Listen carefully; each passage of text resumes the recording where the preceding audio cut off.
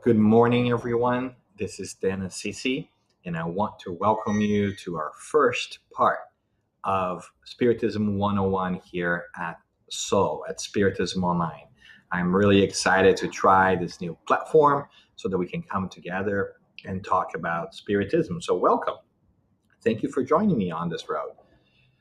Okay, so today, for a couple of minutes, I want to give you a little bit of a primer about what is Spiritism so that it can feed our future conversations ahead of our online session where we are going to be able to interact with each other a little bit more and ask questions of each other, make comments, and the like.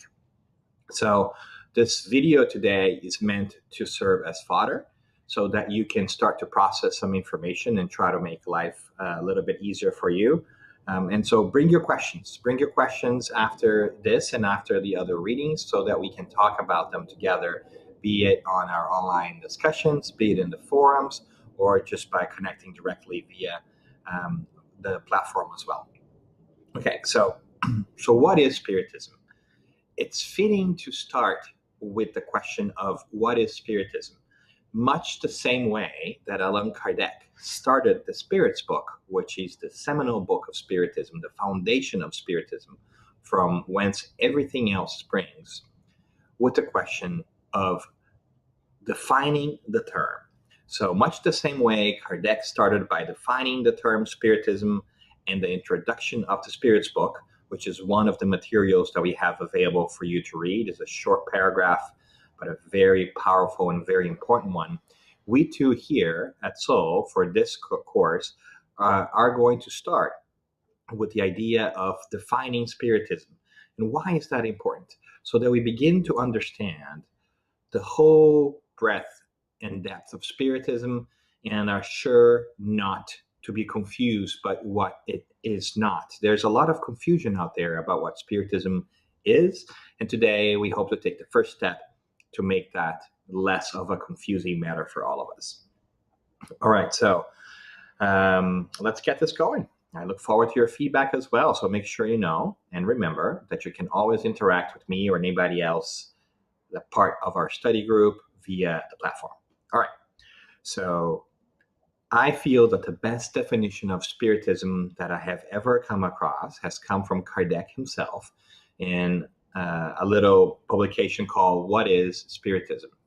And in that publication, Kardec says that Spiritism is a science that studies the nature, the origin, and the destiny of spirits, as well as their relationship to the physical world. And it's a really beautiful and really powerful and comprehensive definition. What I'm proposing here, and I have for you, it's a slightly different one that substitutes the word science for the term dynamic body of knowledge, just because the word science has changed its meaning a little bit over time.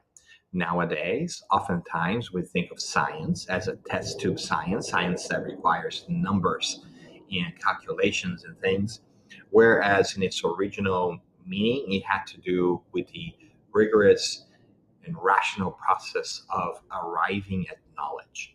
And so sometimes people get stuck in the word science, so I've changed it here in this particular definition to a dynamic body of knowledge because I feel that Spiritism is always growing. But before we start jumping into the definition per se, like I said, there's a lot of things in here that we want to maybe dissect. And to make that easier, at least for me, I've color-coded some of the key parts of our conversation here so we can understand different components that also go into Spiritism.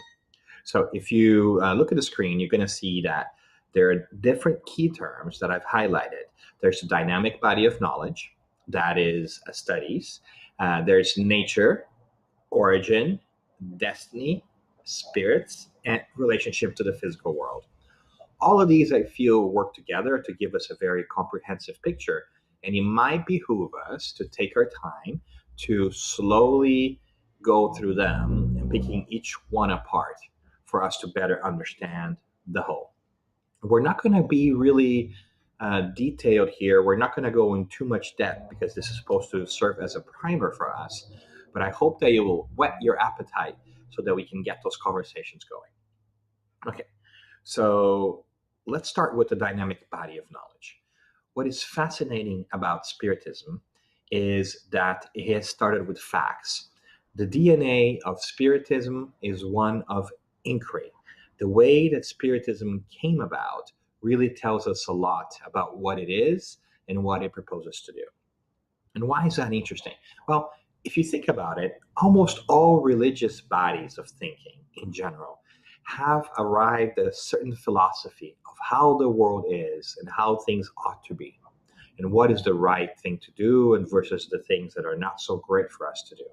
And based on this larger philosophy, people start to interpret that into everyday ideas and then decide actually how we should live our lives. So it's a interesting process that goes from the largest to the smallest. Spiritism, much like science, comes from a different perspective. It starts with little facts that lets us build ideas that eventually lead us to a philosophy.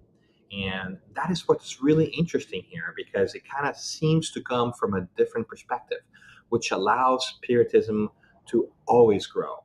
Spiritism is always on the lookout for new facts and new ideas and new interpretations of things.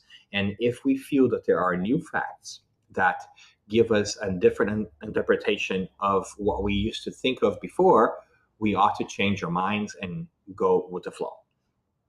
That is a departure, as you can understand, from many religious bodies of thinking, many religions in general, who tend to protect their thinking process and do not accept any other external influences. So that is one key aspect of Spiritism that is different, that is really interesting, because it really tells us that we too should always be growing and learning new things, that we should always be enlarging our knowledge, growing our body of knowledge. And so Spiritism started with Allan Kardec, but it did not end there. Everyone is invited to contribute and add to the body of knowledge at large so that all of us can benefit. And throughout this course, especially at the end, we'll talk a little bit more too about the other people who have come after Kardec and have enlarged the body of knowledge.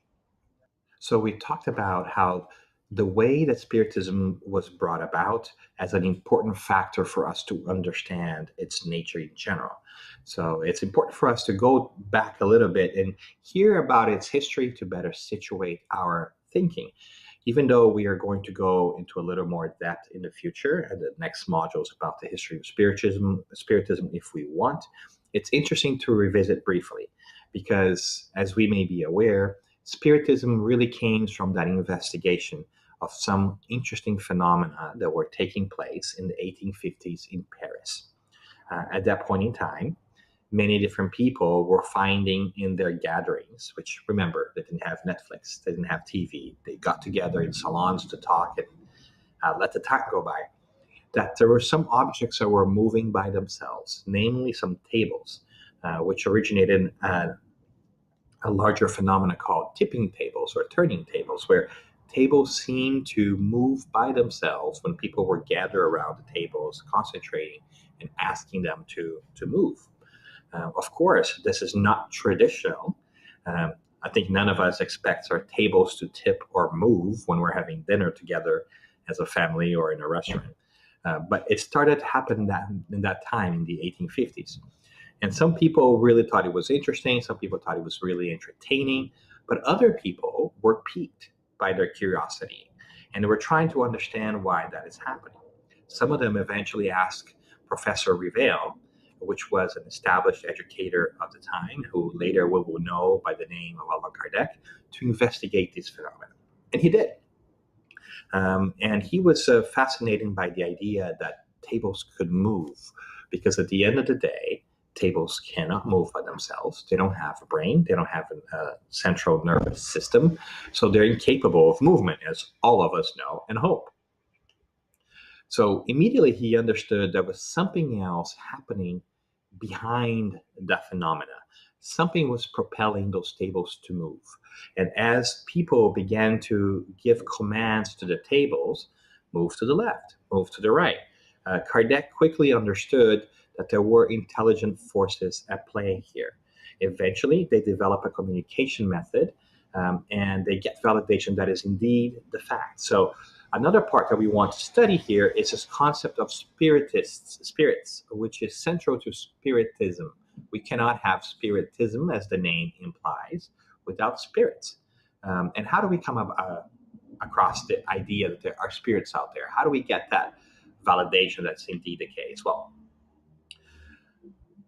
that whole idea of spirits really comes from these phenomena that Kardec studied. By studying those phenomena, he developed this communication method along with other people where questions started to get asked to those tables who were moving, and knock once for yes, knock two for no, or eventually they developed something that was then called typology, which is assigning a knock for every letter of the alphabet. One knock for A, two knocks for B, three knocks for C. And you can see how tedious and how long communications following this primitive spiritual Morse code, so to speak, would take. Eventually, in these conversations with these tables, quote, quote, which we know could not possibly be tables, Kardec's supposition that there was forces at play that were guiding the tables confirmed themselves, as these intelligences told us that they were spirits. They were the essence of those who had lived before and who are now trying to communicate with us to give us the certainty that they still lived on. So that all came about from Kardec's really interesting perspective that for every effect, there is a cause, that everything that we have in the world was caused by something else. And for every intelligent effect, there is an intelligent cause.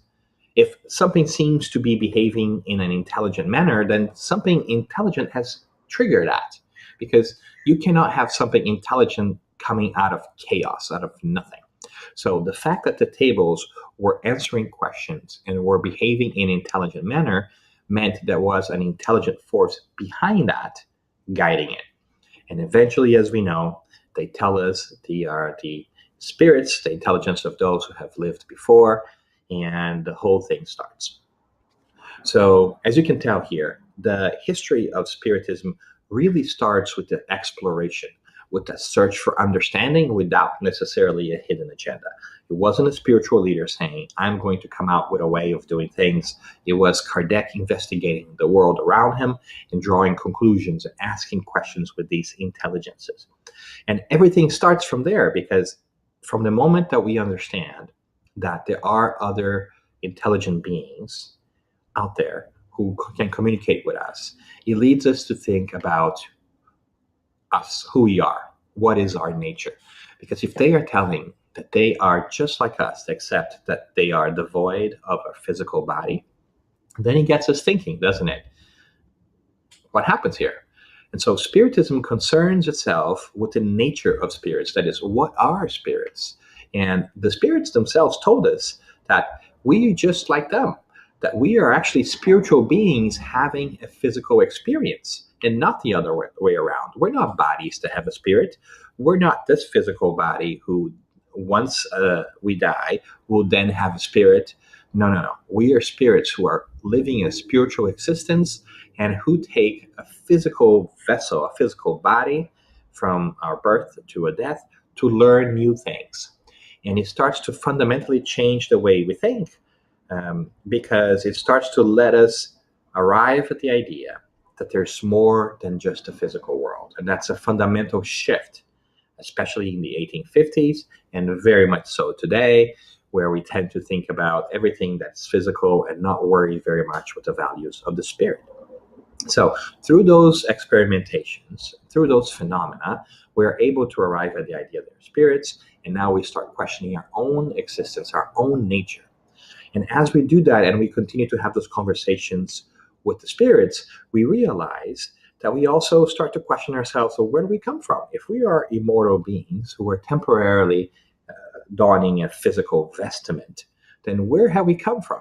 And the conversation with the spirits about our origin continues, and they too tell us that we have come from God. That even though it's hard for us to understand, They are able to see further down the road because they are no longer encumbered by a physical body. And they tell us that there is a God, that there is this underlying force that guides everything in the universe. And yet, one more time, we have a validation of the ideas that we might have had before, but that we struggle to make sense. And they also talk to us about a kind God, reminding us of the teachings of the Christ and re-explaining some of them, which we can go back more into detail. But central to the concept of Spiritism is the idea that the universe is under control, that God watches for all of us. And it's important to notice here too, and sometimes I joke around with this, that if the word God is perhaps too impactful for you, perhaps we have some emotional baggage with that and we don't like that, you can substitute that for anything else. Sometimes I joke around and say that God is just an acronym for the grand old dude. Whatever it is that you want to call it, please feel free. The one, the Tao, the energy, the force. The important piece is to recognize the concept here, the concept that there is a God in the creation that takes care of us. So that's a central point of Spiritism as well. So after we go into the idea of the nature and origin of spirits, one of the things that comes to our minds naturally is, okay, if I am indeed a spirit created by God, then what's going to happen to me? What's my destiny? What's my future? And those questions were also posed to the spirits, and we find a lot of them in the Spirits book, which is perhaps the next course for us. The Spirits tells us that we are evolving, that we are constantly evolving, that God wants us to reach perfection, and that the way that we grow is through reincarnation, that we don't only have one physical life, but that we have many physical lives, that we have as many physical lives as it takes for us to grow and learn everything that we need to do. And they also tell us, going back again to the concept of God, that that is a proof of God's love and of the justice of the universe, because clearly we can tell that we're very different from each other. And it will be hard for us to understand the concept of divine justice if we look around just at the physical world and see that some people are born in a much better situation than others. So there is explanations for all those. There are causes and effects, like we talked about before, and oftentimes those causes remount to previous lives. So reincarnation becomes an important component of Spiritism because it lets us understand divine justice as a whole and the world in particular. And that is, for instance, one of the key differentiations that makes Spiritism different than Spiritualism. Not all spiritualists, for instance, believe in reincarnation or some of these other things. And that's why oftentimes it's important for us to get these words right, that spiritualism and Spiritism are not the same thing. They have subtle differences that are important for us to know so that we don't get confused and we know exactly what we're talking about. All right. As we go here through our very fast journey through Spiritism, we've talked about spirits, about their nature, the origin, and the destiny, and that alone is enough to revolutionize the way we think about ourselves in our lives. But there's one more component here. There's a relationship to the physical world that Kardec puts in this definition. That's a really important one, because at the end of the day, we are spirits living a physical life. And the interaction between these two realms, it's only possible through mediumship, which, by the way, it's a term that Kardec himself coined. You're not going to find the term medium or mediumship before Kardec. It's one of his many legacies to us. And the concept of mediumship here, it's easy to understand, but sometimes hard to fully internalize.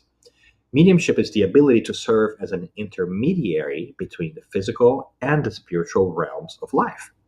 So you can find, you can understand how important this is to Spiritism, because the entire knowledge base that we've gotten from Spiritism has come from mediumship, from this interaction between the spiritual world and the physical world. So it's very important because it's at the root, it's at the center of what Spiritism is. It's not just talking about spirits who are out there in the universe, an abstract thing. It's about us being able to communicate with those who have lived before us and vice versa. So mediumship is also a central part to Spiritism, and some, like myself, would argue that perhaps Spiritism's greatest gift to the world is the very detailed knowledge and study of mediumship. We're going to talk a little bit about this later. Kardec wrote other books, but mediumship is the process through which we can connect with the spiritual world, gain insight from the spiritual worlds, get to know ourselves better. So it's a really powerful piece and central to Spiritism as well. All right. So in the interest of making this very short, let's recap really quickly here then what Kardec brings to us as the definition of Spiritism. So he says that Spiritism is the constant study, the constant scientific study, right? The dynamic body of knowledge that studies spirits in general and wants to find out what are spirits, where do they come from, and where are they going, as well as how is it that they relate to the physical world. And that ought to be a very interesting definition, because in just one short sentence, Kardec seems to be able to pack a whole concept that spans multiple disciplines and that yet remains central to who we are as people and to understand our role here in this planet, which is the fact that we're spirits, that we are constantly evolving, that we should constantly grow in knowledge and in understanding, and that we need to relate to the physical world as well. So very powerful things there. Maybe a good primer for us to start our conversation and discourse in general. And I hope that you can also make the leap here to applying this definition to your life. Because if you think about it, we too ought to constantly grow in knowledge. We too ought to constantly seek more facts and more science and more understanding of the world around us. We too need to constantly study and do this. And we, as spirits, need to realize our true nature, that we are more than this physical body, that we have been created by God, who loves us, who takes care of us, and whose the universe is under God's control, and that we, through our own efforts and through our own process of evolution that is done through reincarnating many times, will eventually achieve happiness and fulfillment because there's a God. So that really fundamentally changes everything that we think of ourselves when we dive a little bit more deeper about Spiritism. And last but not least, that we are also constantly interacting with the spiritual world because we're spirits. And so not to be taken by surprise when we understand that there are spiritual forces at play in our daily lives as well. So what I think is fascinating about this definition, like I said, is so succinct, so short, yet so deep.